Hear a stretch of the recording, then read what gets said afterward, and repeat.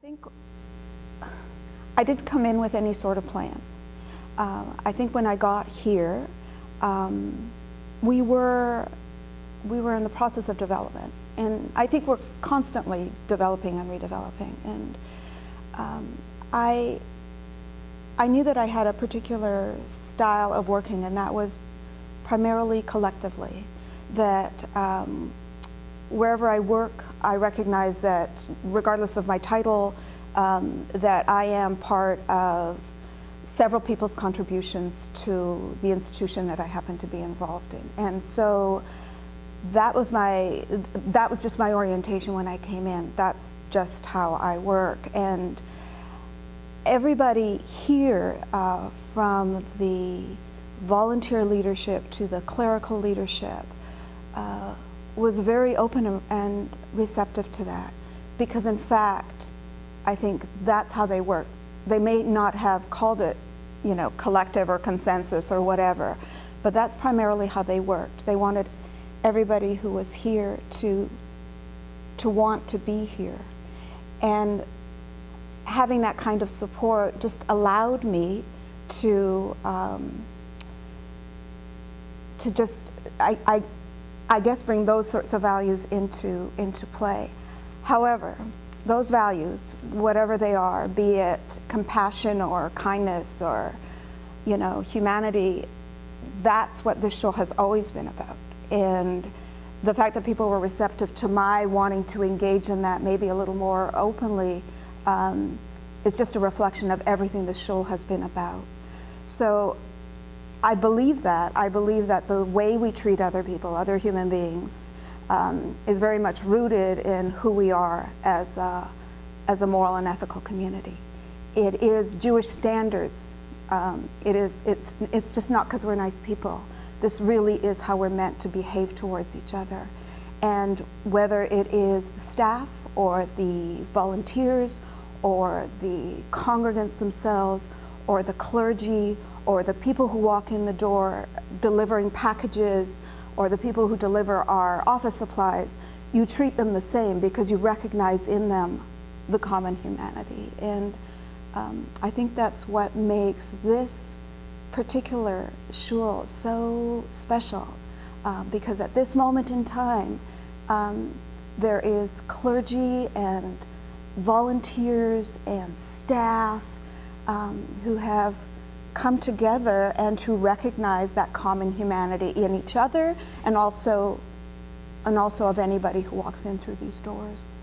It seemed that our Kiddush was a little Spartan, and it wasn't reflecting really what Rabbi Dan wanted for this synagogue. And through a process of development, it became something in which we were not just feeding people, but we were engaging in building a community. And it's turned into probably one of the nicest Shabbat experiences that people have. So they come here, they daven, and then they sit down and they get to know each other.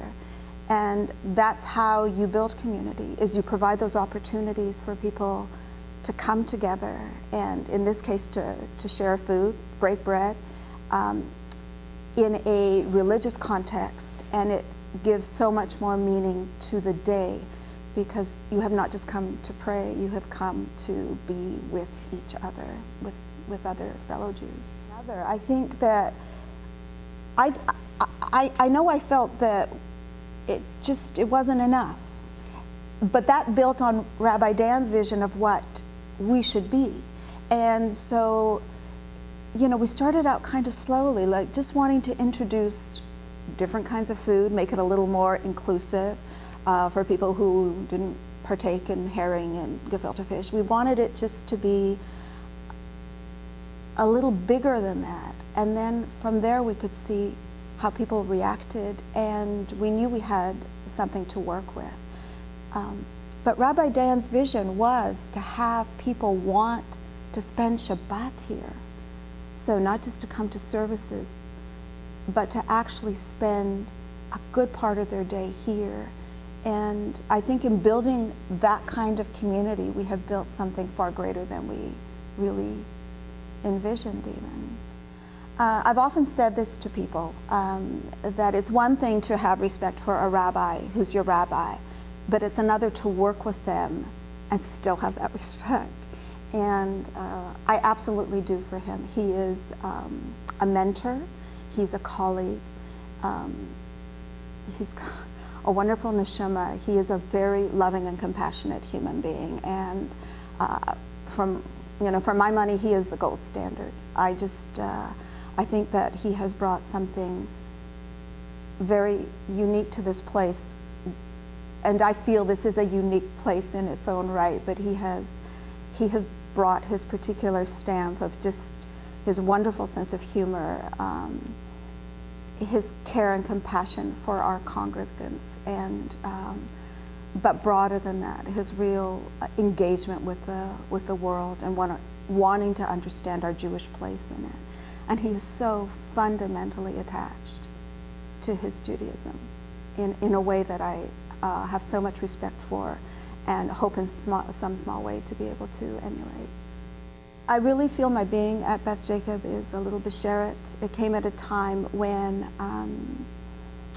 I needed to be someplace that was nurturing, and I found it here. And people were very kind. They gave me a lot of rope, and they didn't say no a lot. They just let me try to do things a little bit differently than maybe had been done before, and no disrespect to what had been done before, because they're all building blocks. Like, we're all just, it's all a process, and I am incredibly grateful to have been part of the process, to have gotten to know the congregants so much more closely than I had before, and to have gotten to know the volunteers, and to have really grown to love and respect the people in this shul, and the shul itself and what it stands for. Well, there have been people here throughout Beth Jacob's history who time, money, labor, they were willing to contribute all of that to build something fundamentally positive. And there's a vibe in these bricks. I can't even explain it other than to say it's a product of a history in which people were engaged with this place. They continue to come back to it. They have great memories of it. And we started out this conversation by you talking about kindness and compassion, but I think those really are built into the bricks that built this building. That our forefathers and foremothers actually built something very special. And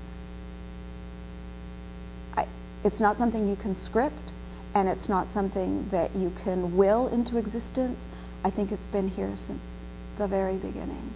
It's got good bones, our Beth Jacob. Cindy is just one of those very special human beings.